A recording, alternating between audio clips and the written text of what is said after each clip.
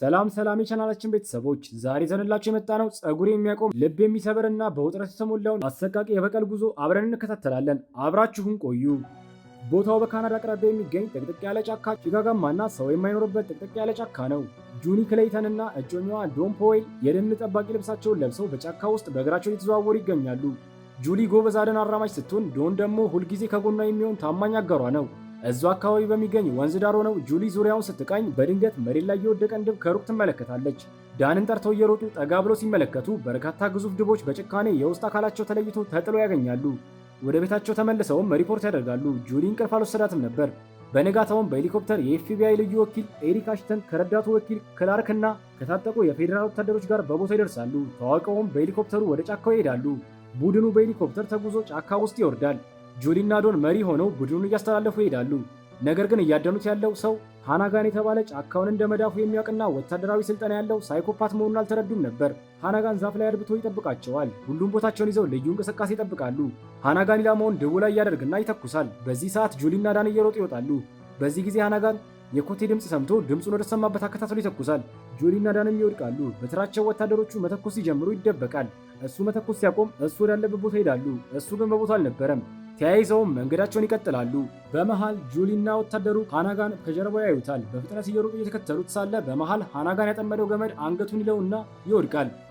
ጁሊን መሳሪያውን ወደ ላይ አድርጋ ተኮሰች። በዚህም ቡድኑ ድምፁን ወደ ተሰማበት መሄድ ይጀምራል። ተበታትነው እየፈለጉ እያለ አንደኛው ወታደር ኢግን የተባለው ሳያስብ የወጡን ገመድ ይበጥስና ሹል እንጨት ደረቱ ላይ ይሰካል። በህመም ሲጮህ ሁሉም ይሰማሉ። ቦይድ በመነጋገሪያ ሬዲዮ ሄሊኮፕተሩን እንዲያመጡት ይጠይቃል። በ20 ደቂቃ ውስጥ እንደሚደርሱም ይነገረዋል። ቦይድ በዝግታ እየተራመደ ሃናጋስ ከጀርባው ይደቀንበታል። ሲዞርም ይተኩስበታል። ዳን ድምፁን ተከትሎ ሲሄድም ሃናጋን ከጀርባው ይደቀንበታል። ሲተኩስ ግን ጥይት አልቆታል። በመሳሪያ ሆዱን ሲመታው ጁሊ ደርሳለች።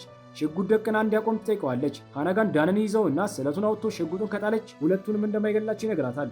እሷም ሽጉጡን ወደሱ ትወረውርለታለች። ሃናጋን ግን ስለቱን የዳን ሆድ ላይ ይሰካዋል። ጁሊ በድንጋጤ ትጮኻለች። ሃናጋንም እንድትሄድ ይነግራታል። እሷ በድንጋጤ ውስጥ ሆና ወደ ኋላ ቀስ እያለች ስትሄድ ሁለት ይተኩሱባት። እሷም ትወድቃለች። ሄሊኮፕተሩ በቦታው ይደርስና በአቅራቢያው ወደሚገኝ ከተማ ውስጥ ያለ የሕክምና እገዛ ማዕከል ሆስፒታል ትወሰዳለች።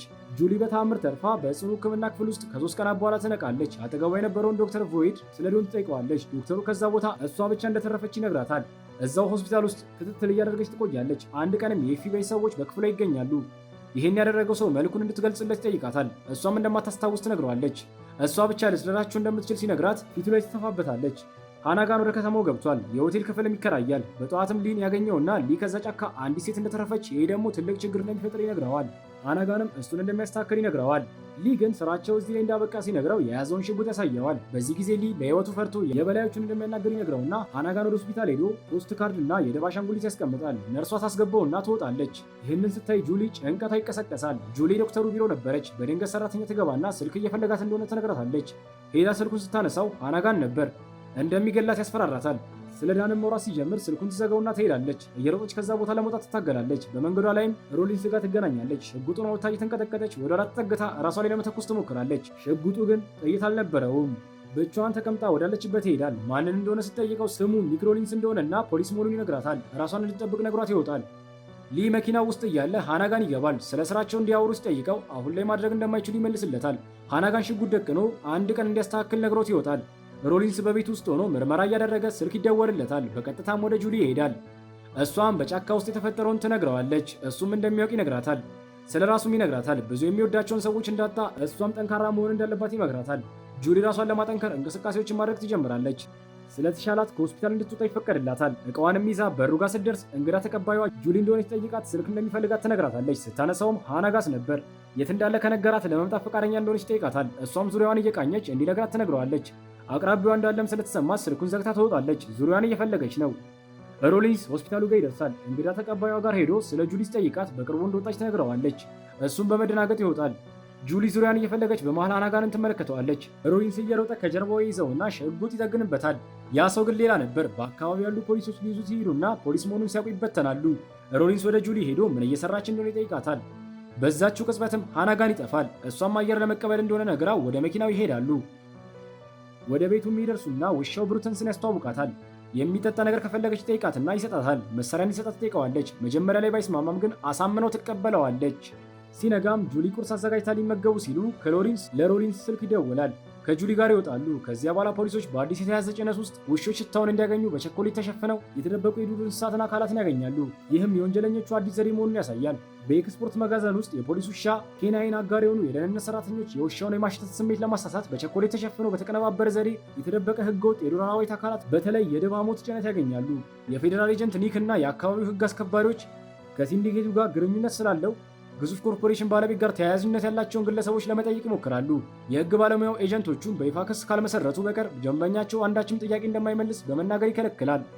ኒክም የፌዴራል ሰራተኞችን ገዳይ እያደነ መሆኑን በመግለጽ የተለመደውን የዲሞክራሲ ህግ እንደማይከተል ይናገራል። በዚህ መሃል ሊ ለጁሊ ወረቀት ያስጠጋላታል። በዚሁ ጊዜ የተጠረጠረው ነጋዴ በጠበቃው ታግዞ በህግ ክፍተት ምክንያት ከመታሰሩ ይድናል። ምንም እንኳን በእጁ ላይ ማስረጃ ቢኖርም የኤፍቢአይ ወኪሎች ትልቁን ገዳይ ለመያዝ አሁንም በቂ ማስረጃ አላገኙም።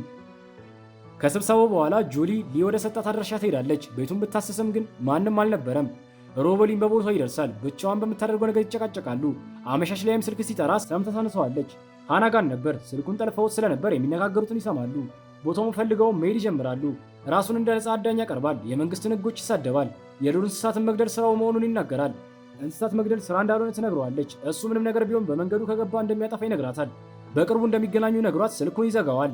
ፖሊሶቹ በቦታው ሲደርሱ ግን ያገኙት የሊን ሬሳ ብቻ ነበር። በማግስቱም የተፈጠረው ነገር ሲነገረው ኤፍቢአይ ስልኩን ስለጠለፈና ጁሊ ስላልነገረችው ጁሊ ከወንጀለኛው ጋር በስውር እየተነጋገረች እንደነበር ሲያውቅ በጣም ይበሳጫል። ለራሷ እንኳን እውነቱን እንዳልነገረችው ይወቅሳታል። በመጨረሻም ሽጉጣን ይወስድባታል። እናም ወደ ስራዋ እንድትመለስ የአውቶቡስ ትኬት ይሰጣታል። ምሽት ላይም ቁጭ ብለው እየጠጡ ስለ ሃናጋን ማሰብ ትታ እንድትኖር ይመክራታል። በዛኑ ቀን ምሽትም ጁሊን የሚከታተሏት ሰዎች ይገደላሉ። ጁሊ እንቅልፍ አልወሰዳትም ነበር። ከመኝታ ቤት ወጥታ ብርጭቆችን እያስተካከለች አጠገቧ ሃናጋን ይከሰታል። ድምፁን ስትሰማ በያዘችው ብርጭቆ ራሱን ትመታውና እየሮጠች ለማምለጥ ትሞክራለች። እሱም ሽጉጡን ሲተኩስ ሮሊንስ ይመጣና አብሮ መተኳኩስ ይጀምራሉ። ጁሊ እንዲያመልጡ ሀሳብ ብታቀርብለትም ሮሊንስ ግን መጨረስ እንዳለበት ነግሯት መፈለግ ይጀምራሉ። ከግቢውም ወጥቶ እያለ ጁሊ የተኩስ ድምፅ ትሰማለች። ተደናግጣም ድምፁን ወደ ሰማችበት ስትሄድ ሮሊንስ የባቡር ሐዲድ ላይ ቆሞ ታየዋለች። ስትሄድ ግን በጥይት ተመቶ ነበር። እዛው እጇ ላይም ህይወቱ ያልፋል።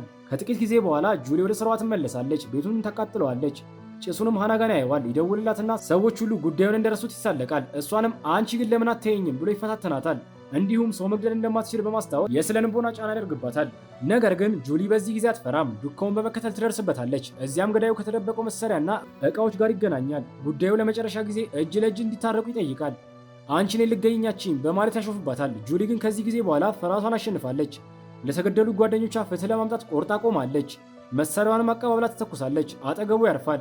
በዚህ ጊዜ እሱም መሳሪያውን ያነሳና ወደ ተተኮሰበት ይተኩሳል። ጁሊ ከቦታው ተነስታ እየሮጠች ትሰወርበታለች። ተደብቃ በነበረበትም ከጀርባዋ መጥቶ ይዟት ይወድቅና ተንከባለው ወንዝ ውስጥ ይገባሉ። የውሃው ኃይል ከፍተኛ ቢሆንም ጁሊ እንደምንም ብላ ወጥታ ድንጋዩ ላይ ተቀምጣ የሃናጋንን መነሳት ትጠባበቃለች። የሁለቱ የመጨረሻ ፍጥጫ ይጀምራል። ጁሊም ረጅም ጊዜ ሲያሳድዳት የነበረውን ገዳይ በመጨረሻ ግንባሩን መታ ትጥለዋለች። ታሸንፈዋለችም። ዛሬ የተመለከትነው ታሪክ እዚህ ይጠናቀቃል። እናንተ በዋና ገጸ ባህሪው ቦታ ብትሆኑ ምን ታደርጉ ነበር? ሐሳባችሁን ከታች በኮመንት አጋሩን። እንዲሁም እንዲህ አይነት አስገራሚ የፊልም ታሪኮች እንዳያመልጣችሁ ቻናሉን ሰብስክራይብ ያድርጉ፣ ላይክም ያድርጉ፣ እንደዚሁም የደወል ምልክቱንም ይጫኑ። በሚቀጥለው በሌላ አስደናቂ ፊልም ጋር እንመለሳለሁ። እስከዚያው ሰላም ቆዩ።